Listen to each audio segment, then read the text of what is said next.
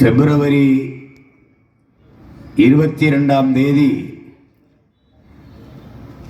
நடத்த வேண்டும் என்று எண்ணக்கூடும்.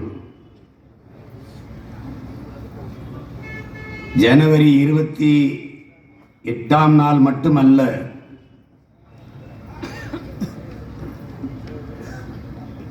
மதவாதத்திற்கு எதிராக, அடக்குமுறை ஒடுக்குமுறைகளுக்கு எதிராக, அநீதிக்கு எதிராக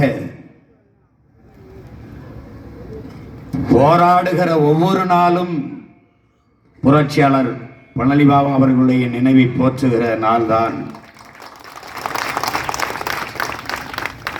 பழனி பாபா என்பவன் மத சாதியவாதத்திற்கு, அடக்குமுறை அநீதிக்கு, தீண்டாமை கொடுமைகளுக்கு, எல்லாவற்றிற்கும் எதிரான ஒரு புரட்சி குறியீடு என்பதை என்னரும் தமிழ் தம்பி தங்கைகள் புரிந்து கொள்ள வேண்டும்.